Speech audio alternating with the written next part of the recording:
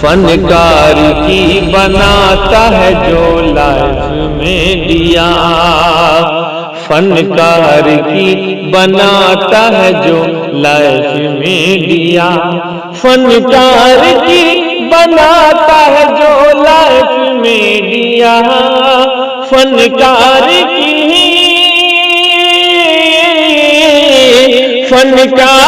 की बनाता है जो लाइफ में दिया।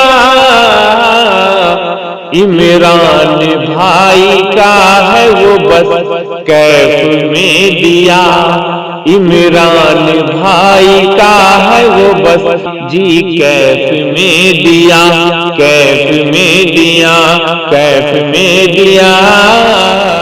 आइए हजरात मोहतरम, बगैर किसी तमहीद के मैं 5 मिनट के लिए डॉक्टर अबुल कलाम साहब रुकन मुस्लिम पर्सनल बोर्ड को दावत दूंगा कि आप माइक पर तशरीफ लाए और अपने तासुरात से नवाजें। सबसे पहले तो आप सब लोग मेरा सलाम कबूल कीजिए।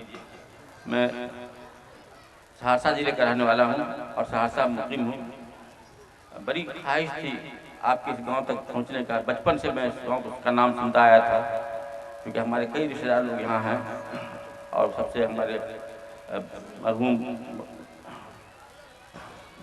खालू हमारे थे, वो हमारे उसी गांव से ताल्लुक़ से, वो अक्सर मैं जानता हूँ गाँव को।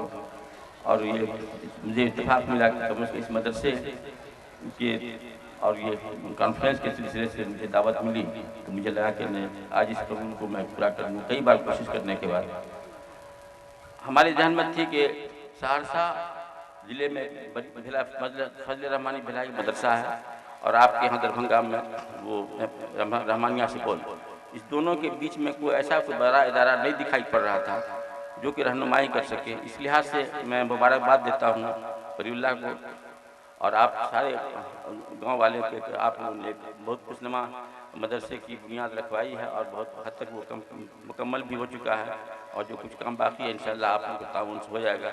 तो ये बहुत बड़ा बीच के लोगों के लिए ये बहुत बड़ा दीनी इदारा कायम होगा और आइंदे की एक रोशनी दिखाई पड़ेगी।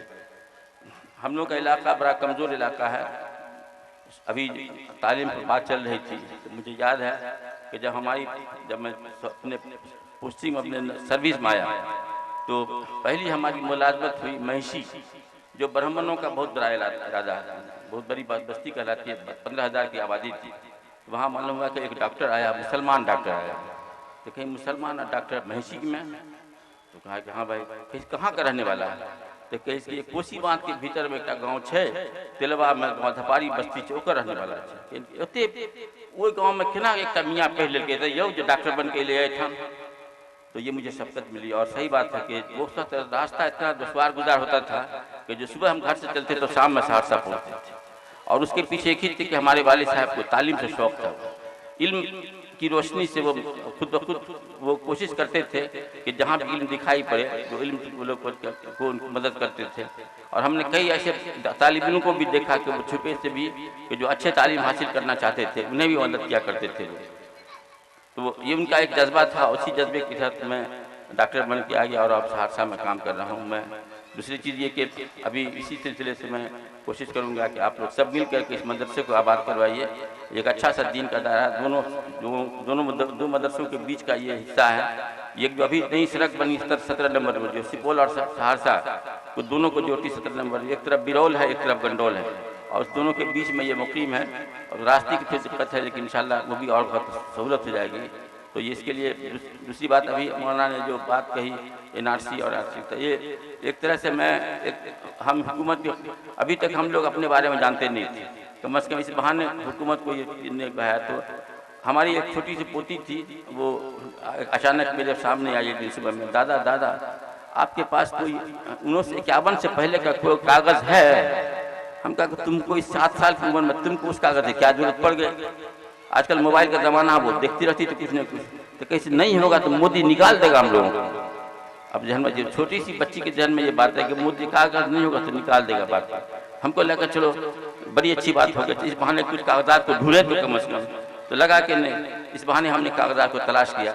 हम लोग ज़्यादातर जो भी लोग यहाँ बैठे हैं काश्तकारी से ताल्लुक़ रखते हैं, अमूल ज़मीन का ही देखा जाएगा।